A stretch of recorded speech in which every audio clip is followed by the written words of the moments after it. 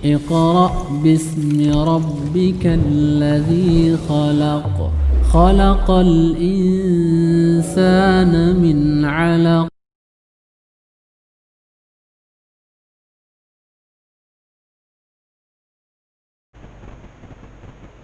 Assalamualaikum warahmatullahi wabarakatuh.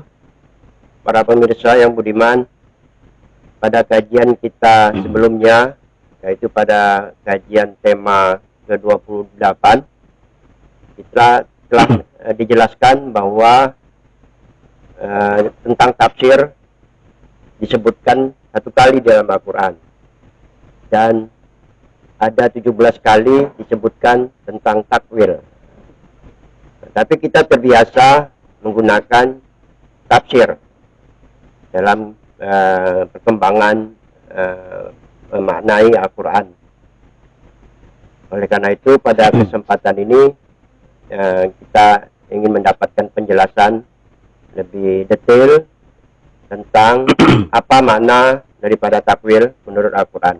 Untuk itu kepada Pak Iswan, silakan. Terima kasih, Pak Jul. Assalamualaikum warahmatullahi wabarakatuh. Alhamdulillah, pada tema ke-29 ini kita membahas masalah takwil. Bagaimana yang Pak Jul katakan tadi, bahwa tafsir itu hanya disebut 1 kali di dalam Al-Quran, yaitu di surah Al-Furqan 33, bagaimana yang kita jelaskan kemarin.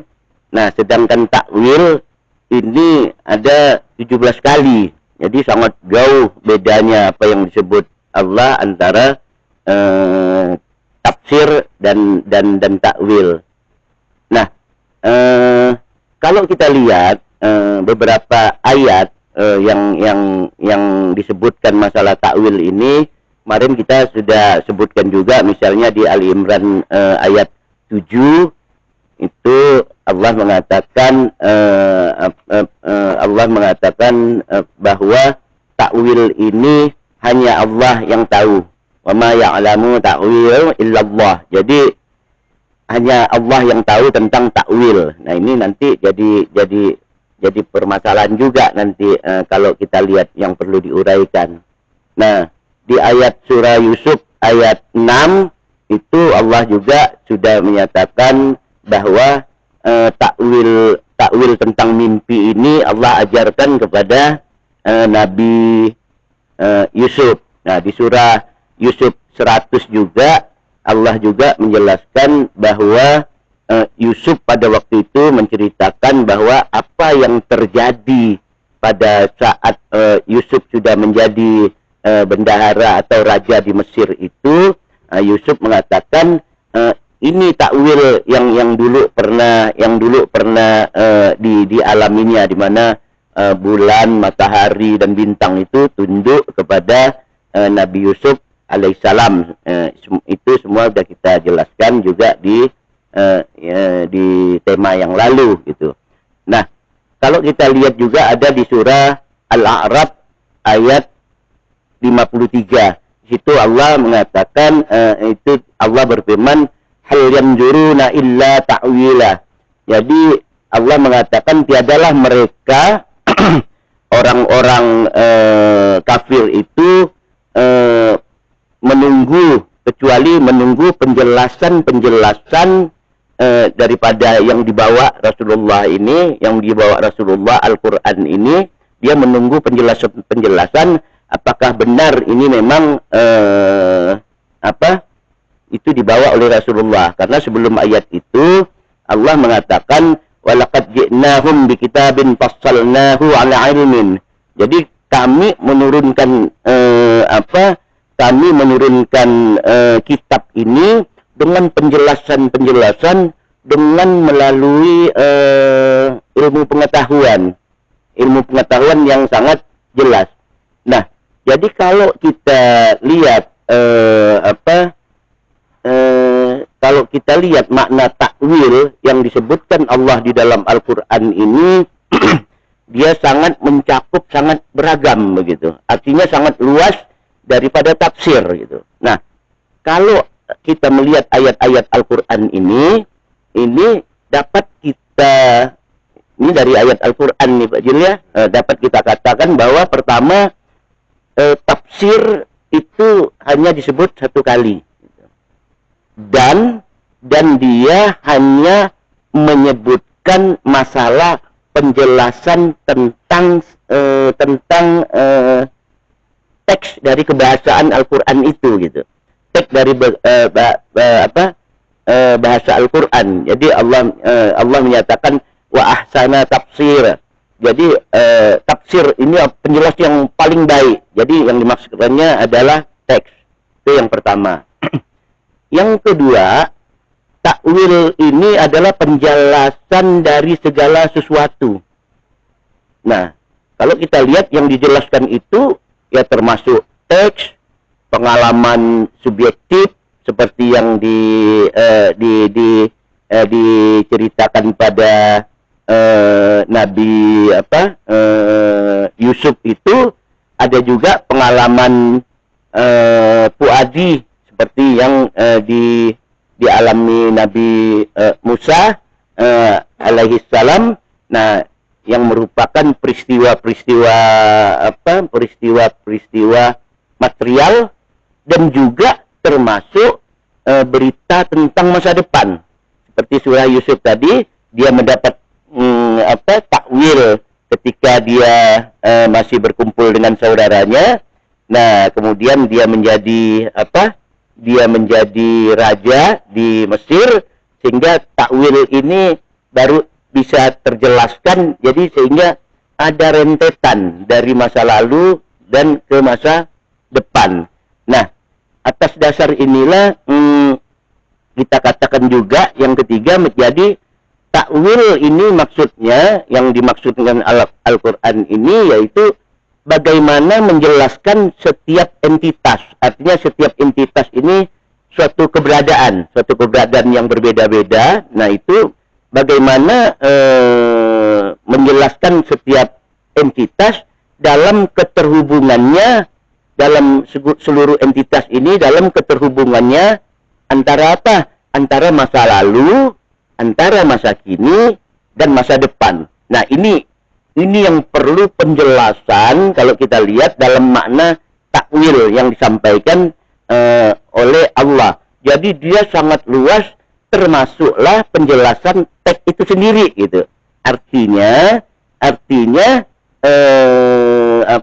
takwil yang disampaikan itu meliputi teks, artinya meliputi tafsir di dalamnya. Nah, ini menurut Al-Quran gitu. Kalau kita lihat. Nah, kalau kita lihat dari pengertian bahasa ini, kita tahu bahwa takwil ini berasal dari kata ala, ya'ulu aulan, yang artinya kembali kepada awal.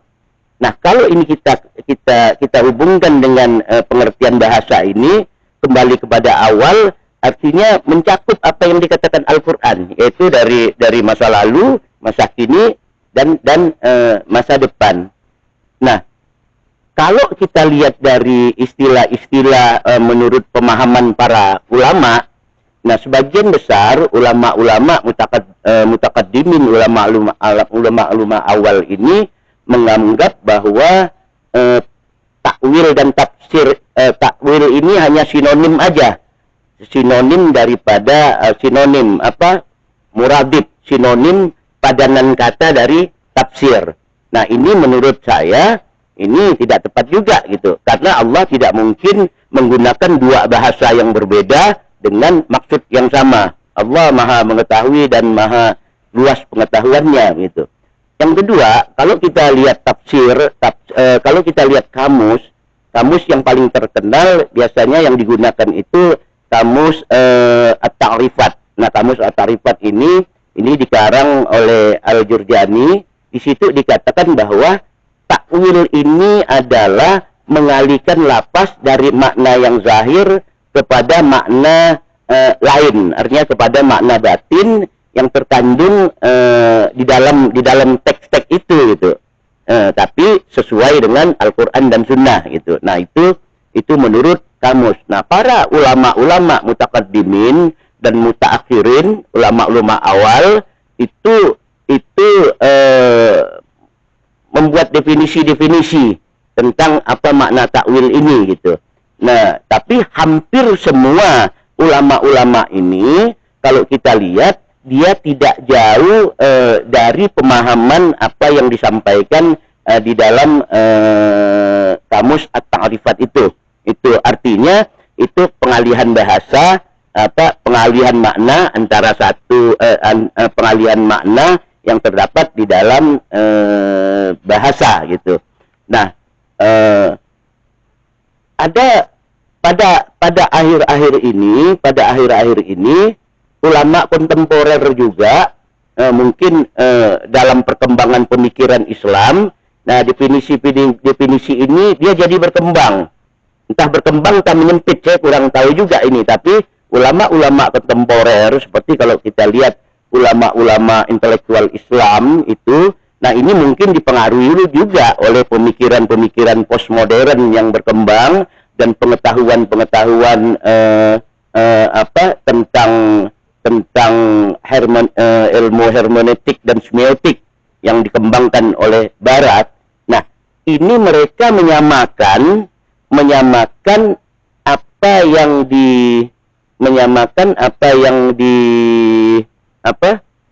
dimaksud Allah dengan takwil itu sebenarnya maksudnya menurut para ulama kontemporer ini itu sama dengan hermeneutik saja katanya. Nah, ulama-ulama ini kita tahu seperti Nasar Hamid, Abu Zaid, Muhammad Arkun, yang paling kontroversial itu Syahrur, yang kemarin kita dengar bahwa orang boleh mengawini yang mana itu yang suka-suka itu. Nah, ada Hasan Hanafi, Farid Eshak. Nah, yang paling top mungkin di Indonesia ini nama yang kita dengar itu Fazlur Rahman. Nah, banyak intelektual kita yang mempunyai hubungan-hubungan dengan Fazlur Rahman ini. Salah satunya misalnya Ulil Absar. Nah, ini Mas Ulil Absar ini kemarin-kemarin dia sangat betul juga ini tentang pemahaman-pemahaman yang dalam pemikiran Fazlur Rahman. Terus ada juga Lutfi Al-Syawkani. Nah, ini dosen para Madinah ini dia alumni daripada bidang Islamik. Dia bersekolah di Australia di bidang Islamic Studies. Tapi kalau Ulil Absar ini dia di Universitas Boston di Massachusetts, Amerika Serikat. Nah, ulama-ulama kontemporer inilah yang kemarin pada beberapa waktu kemarin kita kenal dengan ada namanya jaringan Islam liberal. Nah, saya tidak setuju juga kalau takwil disamakan dengan hermeneutika, walaupun tidak semua apa yang ada di dalam hermeneutik dan semiotik itu tidak dapat kita gunakan, itu sangat banyak digunakan juga gitu. Tapi kita harus paham juga bahwa ini dua yang berbeda gitu. Ibu kandungnya berbeda. Kalau hermeneutik dia lahir ibu kandungnya dari tradisi Barat. Sedangkan takwil ini tanda kutip ibu kandungnya dari Islam, dari Al-Qur'an. Jadi ini sangat hal yang berbeda begitu. Nah, oleh sebab itu ada juga perlawanan intelektual dari ulama-ulama Islam terutama di Indonesia terhadap konsep-konsep Islam liberal. Bahkan Mas Ulil ya, mudah-mudahan Mas Ulil dengar ini apa yang saya Mas Ulil ini sempat juga Mas Ulil ini dijadikan blacklist Pak Jul di imigrasi Malaysia gitu. Nah, tapi sekarang ini tidak pernah kita dengar lagi. Yang terakhir alhamdulillah itu Nurholis Majid. Mudah-mudahan rahmat Allah pada beliau. Nah, terakhir kalau kita lihat ulama kontemporer yang ada di Indonesia ini yaitu Quraish Shihab.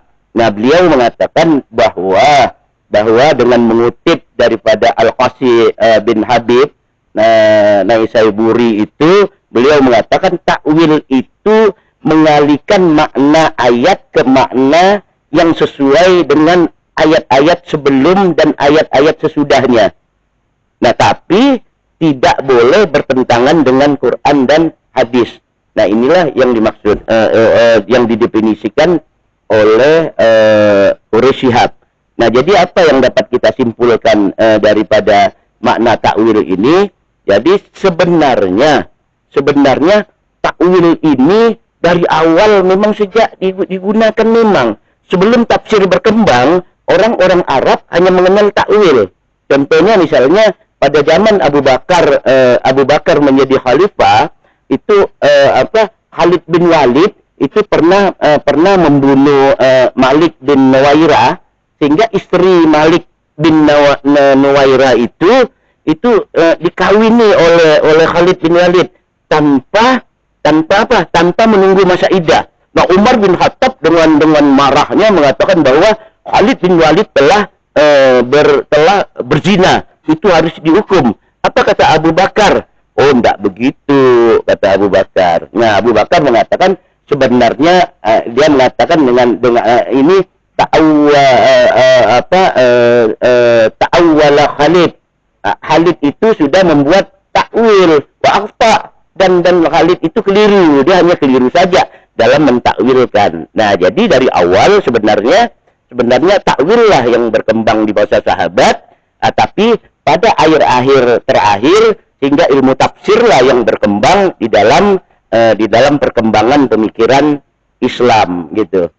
Kenapa? Mungkin saya lihat karena dalam perjuangan intelektual itu kita tahu bahwa para fuqaha memenangkan perjuangan intelektual daripada para intelektual yang mengeksplor masalah takwil ini. Saya kiranya itu yang dapat saya sampaikan seputar takwil, Pak Jul. Terima kasih Pak Iswan. Demikian para pemirsa, kita telah mendengarkan penjelasan tentang makna takwil menurut Al-Quran. Demikian kita akhiri kajian kali ini. Sampai temu pada kajian berikutnya. Assalamualaikum warahmatullahi wabarakatuh. Waalaikumsalam warahmatullahi wabarakatuh.